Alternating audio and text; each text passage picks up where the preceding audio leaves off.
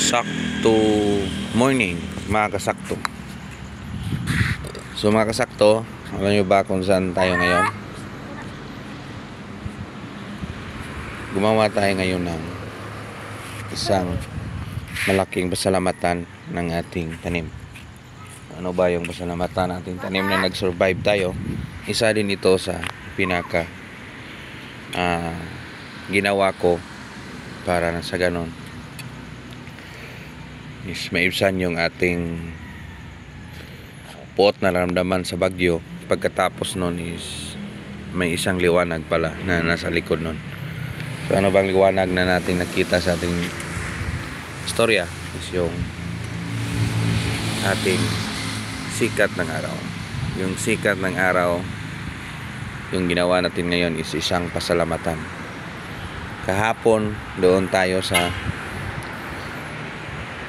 isang basilika dito sa Minora de Santo Niño, doon dito sa Cebu. Nandito kami ngayon sa Cebu at ngayon si Kandi namin, diwa namin kahapon. Hindi ko na i-picture kasi yung aking mga kasama is yung aking pamilya. Yung nangyari dito is may trials talaga kasi ako lang yung isang matured, yung siyempre yung aking partner pero yung dalawa at tatlo namin kasama is puro mga bata. Ngayon ito, so mahirapan kami sa yung mga dala is marami. Shout out si Pino Farm at si Jofel the Farmer. Isa ding malaking tulong sa akin kasi sila yung nagbigay sa akin ng daan para makapating dito. So ayan o, mga napakaganda.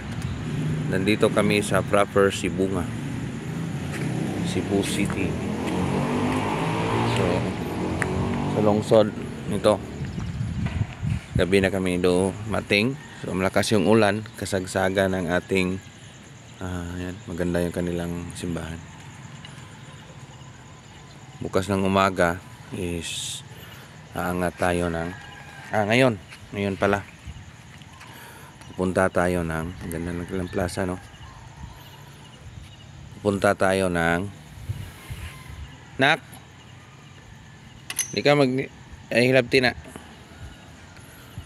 Pupunta tayo ng mag-open is 8 in the morning yung monastery, yung Simala. So doon tayo pupunta, yun ang pinaka-target natin. So by the end of the day mabibiyahe na naman tayo, travel pauwi na. So dito na picture natin yan. So yun yung ating na-visit, yung Minora Santo Niño. And then second is yung Cebu nga. Ito yung Simalayan. Yun ang ating nabisita. So dito, bakit tayo pumunta rito?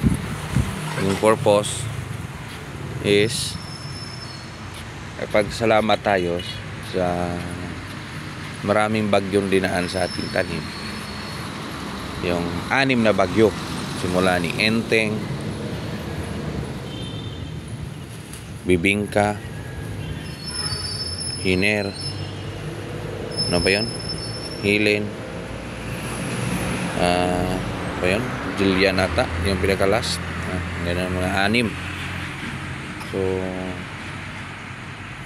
nakapagtala tayo ng 6 na bagyo sa isang buwan, sa buwan ng September.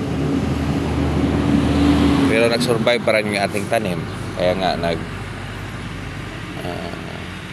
nabigyan tayo ng konting income at nakarating tayo rito. So nakarating tayo rito. Mamaya dadalhin ko kayo doon sa yung part doon ng ating video is doon sa Simala, yung tapunin natin Simala o overhead sa Simala, yung Lindugon. Doon tayo pupunta ngayon. So, yan lang muna akong kunting update dito sa ating ginawang pag-travel ng 2 araw para magbigay ng pasalamatan sa ating farm na may income naman tayo na kukunti. Sa ganon, magkapagbigay tayo ng salamat doon sa buong may kapal. Salamat. Insakto TV.